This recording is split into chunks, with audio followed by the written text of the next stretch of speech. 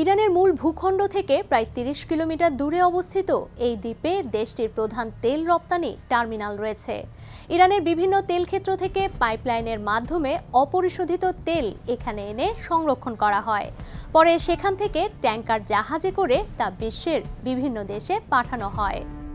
খার্ক দ্বীপে তেল সংরক্ষণাগার, পাইপলাইন ও জাহাজে তেল তোলার জেটির বিস্তৃত অবকাঠামো রয়েছে। এ কারণে দ্বীপটি ইরানের জ্বালানি খাতের একটি গুরুত্বপূর্ণ চোখ পয়েন্ট হিসেবে বিবেচিত হয়। এখানে কোনো ধরনের বিঘ্ন ঘটলে তা সরাসরি ইরানের তেল রপ্তানি ও বৈশ্বিক জ্বালানি সরবরাহে প্রভাব ফেলতে পারে। এর কৌশলগত গুরুত্বের কারণে অতীতেও দ্বীপটি সংঘাতের লক্ষ্যবস্তু হয়েছে। ১৯৮০-এর দশকে ইরান ইরাক যুদ্ধের সময় ট্যাঙ্কার যুদ্ধ নামে পরিচিত পর্বে খার্ক দ্বীপে একাধিক হামলা চালানো হয়েছিল। পবিত্র রমজানে এভাবেই আপন হয়ে উঠুক সবাই ইসপির আপন করা স্বাদে। ইসপি আপন করা স্বাদ, যার উদ্দেশ্য ছিল ইরানের তেল রপ্তানি ব্যাহত করা। দশক পেরিয়ে গেলেও আঞ্চলিক উত্তেজনার প্রেক্ষাপটে খার্ক দ্বীপ এখনও ইরানের জ্বালানি রপ্তানির গুরুত্বপূর্ণ কেন্দ্র হিসেবে বিবেচিত হচ্ছে।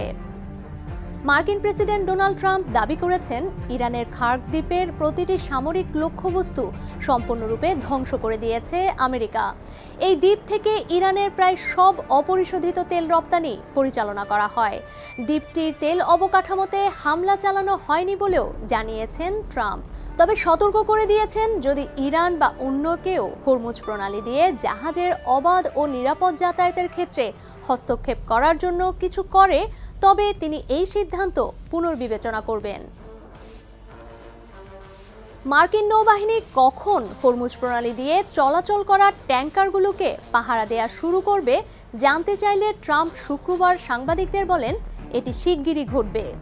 শনিবার ইরানের সংবাদ মাধ্যম দেশটির সশস্ত্র বাহিনীর বরাতে জানিয়েছে, ইরানের তেল ও জ্বালানি অবকাঠামোতে আক্রমণ করা হলে এই অঞ্চলে যুক্তরাষ্ট্রের সঙ্গে কাজ করা তেল কোম্পানিগুলোর মালিকানাধীন জ্বালানি অবকাঠামোতে পাল্টা হামলা চালাবে ইরান।